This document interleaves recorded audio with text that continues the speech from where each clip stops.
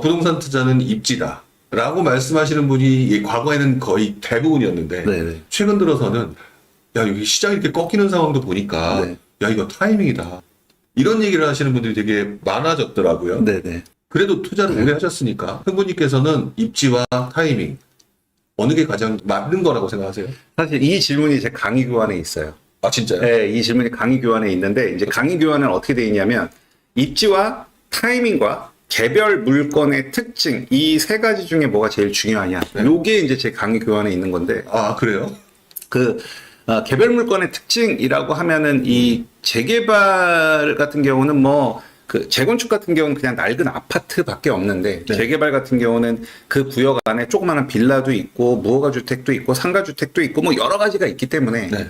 그 물건의 특성별로 우리가 투자를 해야 될지 말아야 될지에 대한 어떤 판단을 해야 될 필요성이 있거든요. 네. 그래서 개별 물건의 특징이라는 걸 제가 넣은 거고, 네. 사실 입지와 타이밍인데 재개발에서 중요한 건 타이밍이에요. 근데 타이밍이다. 예, 타이밍인데 이 타이밍을 제가 왜 그러냐면, 그러니까 상승하고 하락하고 상승하고 하락하고의 타이밍을 저는 말씀드리는 게 아니라 정비 사업의 본질, 정비 사업의 핵심은 뭐냐면 결국은 우리가 빌라를 때려 부시는데도 비용이 들고, 그다음에 아파트를 신축하는데도 엄청나게 비용이 드는데, 네. 그럼 그 비용을 어떻게 충당하는 거냐면 일반 분양을 통해서 일반 분양 수입으로 그러한 아파트를 짓는 비용, 빌라를 부시는 비용, 뭐 조합장의 월급 이런 거를 주는 거거든요. 네. 그런데 일반 분양 수입으로 그런 비용들을 다 감당할 수가 없죠. 그래서 조합원들이 내는 게 분담금이라는 거거든요. 네, 그렇죠. 그러면 결국 일반 분양 수입이 늘어나려면 네. 내가 투자한 재개발 구역에서 일반 분양을 했을 때 장이 좋으면 되겠죠. 그렇네요. 그러면 비싸게 팔겠죠. 아, 그렇죠. 네, 비싸게 팔겠죠. 네네. 그러니까 예를 들어서 A급 입지가 있고 B급 입지가 있는데, A급 입지 때는 아무도 우리 2014년 그때처럼 아무도 부동산을 사려고 하지 않아요. 그럼 일반 분양 수입이 작겠죠. 네. 할인 분양하고 해야 되니까. 그런데 급지가 좀 낮더라도 지금 막 화랑세야. 우리 2020년, 21년. 그럼 굉장히 비싸게 팔 수 있겠죠. 그래서 사실 저는 재개발 재건축 투자의 핵심은 다 중요한데, 네. 다 중요한데 그 중에서도 타이밍이다. 결국은 오르고 내리는 타이밍을 저는 말씀드리는 게 아니라, 여러분들께서 투자하신 정비구역에서 일반 분양을 할 때 이 일반 분양을 높게 많이 팔 수 있을 거냐, 저는 그게 핵심이라고 봐서 타이밍이라고 말씀드렸습니다. 그러니까 입지가 좋은 데서 타이밍까지 잘 맞으면 뭐 최고고요. 최고의 수입니다. 그건 뭐 최고고요. 예, 근데 이제 입지가 다소 떨어지더라도 타이밍이 딱 잘 맞으면 굉장히 큰 수익을 낼 수가 있는 거죠. 그런데 사람들은요, 너무 비싸니까 소액 투자하고 싶어. 그러다 보니까 지방 내려가기 싫어. 야, 잘 사는 흥부가 내려가지 말래. 야, 보용도 싫어하더래. 그러니까 그러면요, 서울에 가주정, 네. 모아 네. 어떤가요? 네. 또 이렇게 질문이 항상 연결이 돼요. 맞아요. 그렇지 않나요? 네. 그래서 이 부분에 대한 우리 흥부님의 또 의견을 듣고 싶어요. 자, 모아는 일단 살짝 제쳐놓을게요. 모아는 제쳐놓고, 가로주택 정비사업, 소규모 재개발, 소규모 재건축, 여기는 여러분들이 지금 투자하시면 안 됩니다. 지금은 네, 지금 투자하시면 안 됩니다. 이것도 제가 말씀드린 거랑 똑같아요. 재개발 재건축은 결과적으로 때려 부시고 아파트를 짓는데 돈이 드는데, 이 돈은 어디서 충당해야 되냐면 일반 분양 수입으로 충당을 해야 되는 거죠. 근데 소규모 재건축, 소규모 재개발, 가로주택 정비사업, 얘네들의 한계는 뭐냐면 일반 분양이 없어요. 굉장히 적어요. 일반 분양이 없다는 건 결국에는 사업성이라고 하는 말에 맞아요. 또 영향을 굉장히 크게 미치겠네요. 맞아요. 또 하나, 규모의 경제를 일으킬 수가 없어요. 그러니까 가주정 이런 것들은 세대수가 많지가 않잖아요. 네. 그러니까 5,000세대 아파트를 지으면 예를 들면 이 볼펜 하나가 1,000원에 파는데 단가를 낮출 수가 있겠죠. 우리는 이런 걸 흔히 규모의 경제라고 얘기하니까. 핵심을 말씀드리면 지금 공사비 계속 지금은 살짝 안정된 감은 있지만 어쨌든 확 올라서 지금 안정됐죠. 소규모 정비 사업은 오른 공사비를 감내할 만한 체력이 없어요. 그래서 여러분들 이거는 매스컴에 난 거니까 음마 아파트 대치역 바로 위에 보면 선경 4차라는 아파트가 네, 있거든요. 있어요. 입지 너무 좋잖아요. 네. 거기 소규모 재건축 해갖고 현대건설 시공사까지 선정을 했었어요.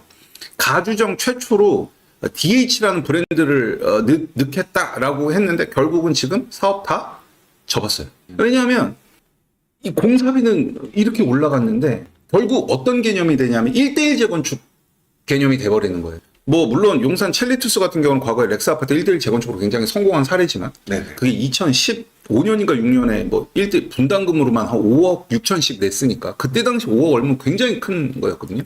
그래서 소규모 정비 사업장에 투자를 하시는 건 저는 반대하고요. 특히나 입지가 떨어진다라고 하면은 엑시트를 하셔야 되고요. 왜냐하면 오른 공사비가 다시 떨어질 가능성은 거의 없다고 보기 때문에. 네네. 모아는 조금 다른 게 모아는 규모의 경제를 이룰 수가 있어요. 이게 되게 구역이 붙어서 할 수 그렇죠. 있잖아요. 여러 개의 가주정이 있으니까 네네. 요걸 하나에 묶어서 시공사 하나가 딱 가져가면 되겠죠. 아, 시공사가 하나가 다 가져가는 식으로. 그래서 실제 모아는 번동 가장 성공된 사례가 번동에 있는데 거기는 하늘채가 다 지어요. 예를 들어서 모아 타운이 이렇게 있으면 그 안에 여러 개의 소규모 사업장들이 있죠. 이걸 우리는 모아 주택이라는 표현을 쓰는데 네네. 그 모아 주택마다 시공사를 통일을 시키면 규모의 경제는 일으킬 수가 있죠. 네네. 다만 작년에 그 서울시의 보도자료 낸 거를 보면 이제 더 이상 모아는 지정을 하지 않겠다 해서 그 지정 요건이라 이런 걸 굉장히 타이트하게 올렸거든요. 아, 그래요? 그러면 이제 앞으로 모아가 선정될 확률은 저는 거의 없다고 봅니다. 그러니까 여러분들이 갖고 있는 일반 빌라가 모아 타운으로 선정될 가능성은 굉장히 낮다라고 저는 보고요. 그러면 지금 현재 내가 갖고 있는 모아는 어떻게 할까? 이제 이 답변만 드리면 되겠죠. 네네. 저는 현재 모아를 갖고 계신 분들은 팔고 갈아타는 게 어떨까 싶습니다. 아, 모아는? 네, 모아는. 그 이유가 뭘까요? 그 이유는 한 17년 동안 이 정책과 싸우다 보니까 정책의 일관성은 그러니까 신속통합기에 그러면은 우리가 딱 들었을 때 뭔가 되게 새로워 보이지만 네. 하나도 새로운 게 아니에요. 그 옛날 20년 전부터 있었던 재개발에 그냥 이름 갖다 붙인 게 신속통합계획인데 네. 모아도 뭐 물론 뭐 빈집 및 소규모 주택에 관한 특례 그래서 가지고 있긴 했지만 이것도 어떻게 좀 만들어낸 건데 현실적 지금 정책의 일관성 측면에서 봤을 때는 모아를 더 이상 해주지 않겠다라는 게 서울시 입장인 거고. 네. 그럼 기존에 선정됐던 모아들 뭐 그런 측면이죠. 그러니까 예를 들어 자동차가 생산이 되다가 단종이 됐어요. 그러면 제조사 입장에서는 새로 나오는 전략 차종 같은데 에너지를 쏟지. 단종된 차에는 에너지를 그렇게 쏟지 않잖아요. 부품도 만들기 싫어하죠. 그렇죠. 좀 그런 측면에서는 모아도 좋은데 좀 갈아타는 게 어떨까 그렇게 생각합니다. 그러면 일단 가주정이나 모아 쪽에 조금 더 포커스를 맞추기보다는 갈아타는 게 훨씬 더 유리하다고 보시는 거네요. 네, 단일 소규모 정비 사업은 위험하고요. 이건 제가 확실히 위험하고요. 이제 모아는 좀 극복할 수가 있는데 네.